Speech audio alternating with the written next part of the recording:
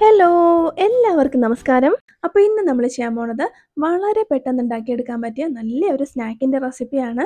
നമ്മുടെ കയ്യിൽ എപ്പോഴും ഉണ്ടാവുന്ന സിമ്പിൾ ഇൻഗ്രീഡിയൻസ് വെച്ചിട്ട് 2-3 മിനിറ്റിനുള്ളിൽ നമുക്കിത് ചെയ്തെടുക്കാം. കുട്ടികളൊക്കെ വീട്ടിൽ സ്നാക്സ് ചോദിച്ചാൽ പെട്ടെന്ന് ഉണ്ടാക്കി കൊടുക്കാൻ പറ്റിയ നല്ല ടേസ്റ്റി ആയിട്ടും അതുപോലെ തന്നെ നല്ല ഹെൽത്തി ആയിട്ടുള്ളൊരു റെസിപ്പിയാണ്. അപ്പോൾ എങ്ങനെ ചെയ്യുന്നത് നോക്കാം. വേഗം തന്നെ വീഡിയോയിലേക്ക് പോവാം. അപ്പോൾ അതിനായിട്ട് നമുക്ക് മെയിനായിട്ട് വേണ്ടത് 1 കപ്പ് അളവിൽ ഗോതമ്പ് പൊടിയാണ്. അപ്പോൾ ഇത് നമുക്കൊരു ബൗളിലേക്ക് ഒന്ന് ഇട്ട് കൊടുക്കാം. ഈ ഒരു റെസിപ്പി നമുക്ക് റവ വെച്ചിട്ടും മൈദ വെച്ചിട്ടും ഒക്കെ ചെയ്യാം. പക്ഷെ കൂടുതൽ ടേസ്റ്റ് ഈ ഒരു ഗോതമ്പ് പൊടി വെച്ചിട്ട് തന്നെ ഉണ്ടാക്കുമ്പോഴാണ്. ഇനി ഇതിലേക്ക് ചെറിയൊരു ക്രിസ്പിനെസ്സിന് വേണ്ടിയിട്ട് 1 ടേബിൾ സ്പൂൺ അളവിൽ അരിപ്പൊടിയും കൂടി നമുക്ക് ചേർത്ത് കൊടുക്കാം. അധികം വേണ്ട, 1 ടേബിൾ സ്പൂൺ മാത്രം മതി. ഇനി ഒരു 1/4 ടീസ്പൂൺ ഉപ്പും കൂടി ചേർത്ത് കൊടുത്തു. നല്ലൊരു ഫ്ലേവറിന് വേണ്ടിയിട്ട് ഒരു 1/4 ടീസ്പൂൺ അളവിൽ ഏലക്ക പൊടിച്ചതും കൂടി ചേർത്ത് കൊടുക്കാം. പിന്നെ വേണ്ടത് ഒരു 2.5 ടേബിൾ സ്പൂൺ അളവിൽ പഞ്ചസാരയാണ്. അപ്പോൾ മധുരം കുറച്ച് മതിയെന്നുണ്ടെങ്കിൽ ഒരു 1.5 ടേബിൾ സ്പൂൺ ഇട്ടാൽ മതിയാവും. ഇപ്പോൾ ഈ ഒരു മധുരം നല്ല കറക്റ്റ് ആയിരിക്കും. അതല്ല പഞ്ചസാര വേണ്ടാന്നുണ്ടെങ്കിൽ ഇതിൻ്റെ സ്ഥാനത്ത് നമുക്ക് മധുരത്തിന് ആവശ്യമായ ശർക്കരയാണെങ്കിലും ചേർത്ത് കൊടുക്കാം. ശർക്കരയാണെങ്കിൽ നന്നായിട്ടൊന്ന് ഉരുക്കി അരിച്ച ശേഷം ഇതിലേക്ക് ചേർത്ത് കൊടുത്താൽ മതി. പിന്നെ വേണ്ടത് ഒരു 1/4 കപ്പ് അളവിൽ തേങ്ങയാണ്. അതും കൂടി ചേർത്ത് കൊടുക്കാം. ഇനി എല്ലാം കൂടി നന്നായിട്ട് ഒരു സ്പൂൺ വെച്ചിട്ട് ഒന്ന് മിക്സ് ചെയ്ത് കൊടുക്കുക. ആ ഒരു തേങ്ങയും പഞ്ചസാരയും ഉപ്പൊക്കെ എല്ലാ ഭാഗത്തേക്കും ആകുന്ന രീതിയിൽ പതുക്കെ ഒന്ന് മിക്സ് ചെയ്ത് കൊടുക്കുക. അതിനുശേഷം നമ്മൾ ഇതിലേക്ക് ഒഴിച്ചു കൊടുക്കേണ്ടത് നല്ല തിളച്ച വെള്ളമാണ്. നല്ല തിളച്ച വെള്ളം ഒഴിച്ച് നമ്മൾ സാധാരണ ചപ്പാത്തിക്കൊക്കെ കുഴച്ചെടുക്കുന്നത് പോലെ ഇതങ്ങ് കുഴച്ചെടുക്കാം. നല്ല ചൂടുവെള്ളമാണ് കേട്ടോ ഞാൻ ഒഴിച്ചു കൊടുക്കുന്നത്. കുറച്ച് ഒഴിച്ചു കൊടുക്കുക. അതിനുശേഷം ഒരു തവി വെച്ചിട്ട് നന്നായിട്ടൊന്ന് ഇളക്കി യോജിപ്പിച്ച് കൊടുക്കുക. ഇതിൻ്റെ ആ ഒരു ചൂട് ഒന്ന് വിട്ട ശേഷം കൈ വെച്ചിട്ട് നന്നായിട്ട് നമുക്കൊന്ന് കുഴച്ചെടുക്കണം. അതിന് മുമ്പ് ഇതിലേക്ക് 1 ടേബിൾ സ്പൂൺ അളവിൽ നെയ്യും കൂടി ചേർത്ത് കൊടുക്കാം. നെയ്യ് ചേർത്ത് കൊടുക്കുമ്പോൾ നല്ല മയവും കിട്ടും. അതുപോലെ നമ്മളുടെ കയ്യിൽ അധികം ഒട്ടിയും പിടിക്കില്ല. ഒരു നെയ്യുടെ ഒരു ചെറിയൊരു ഫ്ലേവറും ഒക്കെ ഉണ്ടാവും. അപ്പോൾ അത് ചേർത്ത് കൊടുക്കാം. നെയ്യ് വേണ്ടാന്നുണ്ടെങ്കിൽ 1 ടേബിൾ സ്പൂൺ വെളിച്ചെണ്ണയാണെങ്കിലും ചേർത്ത് കൊടുത്താൽ മതി. ഇനി നന്നായിട്ട് നമുക്ക് കൈ വെച്ചിട്ട് തന്നെ ഒന്ന് കുഴച്ചെടുക്കാം. ഒത്തിരി അങ്ങ് ഹാർഡാവാതെ കുറച്ചൊന്ന് സ്റ്റിക്കി ആയിട്ടുള്ള പരുവത്തിൽ നമുക്കിത് നന്നായിട്ടൊന്ന് കുഴച്ച് ഇതേപോലെ ആക്കി വയ്ക്കുക. അതിനുശേഷം നമുക്ക് ഇതിൽ നിന്ന് കുറച്ചായിട്ട് എടുത്ത് ചെറിയ ചെറിയ ബോൾസ് ആക്കി വയ്ക്കാം. നമുക്ക് പെട്ടെന്ന് വറുത്തെടുക്കാൻ പാകത്തിന് ചെറിയ ബോൾസ് ആക്കി വയ്ക്കാം. അതല്ല കുറച്ച് വലിയ ബോൾസ് വേണമെന്നുണ്ടെങ്കിൽ അതുപോലെ വലുതാക്കി നമുക്ക് ഉരുട്ടിയെടുക്കാം.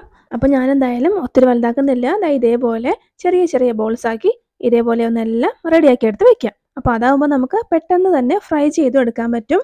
അപ്പോൾ ഇതുപോലെ ഞാൻ കംപ്ലീറ്റ് എടുത്ത് വെച്ചിട്ടുണ്ട്. ഇതുപോലെ എടുത്ത് വെച്ച് കഴിഞ്ഞാൽ പിന്നെ നമുക്ക് ഒട്ടും താമസമില്ല.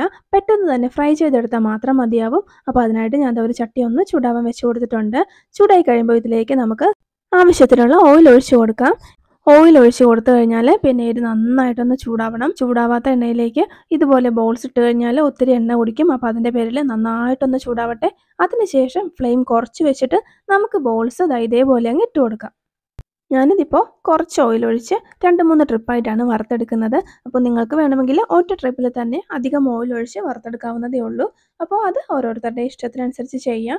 ഇതുപോലെ നമ്മൾ ഓരോന്നും ഇട്ട് കൊടുത്തു കഴിഞ്ഞാൽ പിന്നെ നമുക്ക് ഉടൻ തന്നെ ഇതേപോലെ ഒരു തവി വെച്ചിട്ട് നന്നായിട്ടൊന്ന് ഇളക്കി കൊടുക്കണം. തമ്മിൽ ഒട്ടാതെ നന്നായിട്ട് ഒന്ന് ഫ്രൈ ആയി വരാൻ വേണ്ടിയിട്ടാണ്. അതുപോലെ തന്നെ നമ്മൾ ഉള്ളിൽ പ്രത്യേകിച്ച് ഫില്ലിങ്സ് ഒന്നും വെച്ച് കൊടുത്തിട്ടില്ല. ഒരു മാവ് തന്നെയാണ്. അതിൻ്റെ പേരിൽ നന്നായിട്ട് ഫ്ലെയിം കുറച്ച് വെച്ചിട്ട് തന്നെ ഇതൊന്ന് കുക്ക് ചെയ്തെടുക്കണം. അല്ലെങ്കിൽ പുറം ഭാഗം കരിഞ്ഞു പോവും, ഉള്ളും ഒട്ടും വേഗവുമില്ല. അപ്പോൾ അതുകൊണ്ട് നമുക്കിതുപോലെ പതുക്കെ അങ്ങ് ഫ്രൈ ചെയ്തെടുക്കാം. ഇപ്പോൾ കുറച്ച് ടൈം ആയിട്ടുണ്ട്. നന്നായിട്ട് അത്യാവശ്യം കുക്കായിട്ടുണ്ട്. ഇനി നമുക്കിത് എണ്ണയിൽ നിന്ന് കോരി മാറ്റാം. ഒത്തിരി അങ്ങ് ബ്രൗൺ കളർ ആവാൻ നിൽക്കേണ്ട. അത്യാവശ്യം ഒന്ന് വെന്ത് ഒരു ലൈറ്റ് ബ്രൗൺ കളർ ആവുന്നത് വരെ മതി. ഇനി നമുക്കിത് എണ്ണയിൽ നിന്ന് കോരി മാറ്റാം. എണ്ണ കുറച്ചൊന്ന് പോയ ശേഷം ഒരു ടിഷ്യൂയിലേക്ക് നമുക്കിതങ്ങ് വെച്ച് കൊടുക്കാം. കറക്റ്റായിട്ട് നമ്മൾ കുക്ക് ചെയ്തെടുത്തു കഴിഞ്ഞാൽ എണ്ണയൊന്നും കുടിക്കാതെ തന്നെ നല്ല അടിപൊളിയായിട്ട് നമുക്കിത് കിട്ടും. അപ്പോൾ ഇതുപോലെ ബാക്കിയും കൂടി നമുക്കങ്ങ് ഫ്രൈ ചെയ്തെടുക്കാം. നന്നായിട്ട് ഇളക്കി കൊടുത്തുകൊണ്ട് ഫ്രൈ ചെയ്തെടുത്ത ശേഷം എണ്ണയിൽ നിന്ന് കോരി മാറ്റാം. ഉൾവശം നല്ല സോഫ്റ്റും അതുപോലെ പുറം നല്ല ക്രിസ്പിയുമായിട്ടുള്ള നല്ലൊരു സ്നാക്കാണ്. ഉണ്ടാക്കി വെക്കേണ്ട താമസമേ ഉള്ളൂ. അപ്പം തന്നെ തീരും. അങ്ങനത്തെ നല്ല അടിപൊളി ഐറ്റമാണ്. അത് മാത്രമല്ല നമ്മളുടെ കയ്യിൽ എപ്പോഴും ഉണ്ടാകാൻ ചാൻസുള്ള സിമ്പിൾ ഇൻഗ്രീഡിയൻസ് വെച്ചിട്ടാണ് നമ്മളിത് ഉണ്ടാക്കിയെടുത്തിട്ടുള്ളത്. അതുകൊണ്ട് തന്നെ കുട്ടികളൊക്കെ വീട്ടിൽ സ്നാക്സ് ചോദിച്ചാൽ പെട്ടെന്ന് തന്നെ നമുക്കിത് ഉണ്ടാക്കി കൊടുക്കാം. അതേപോലെ നല്ല ടേസ്റ്റിയുമാണ്.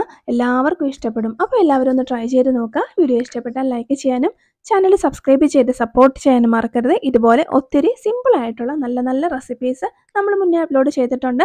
താല്പര്യമുള്ളവരൊന്ന് കണ്ടു നോക്കാം. അപ്പം നമുക്ക് മറ്റൊരു നല്ല റെസിപ്പിയുമായി വീണ്ടും കാണാം.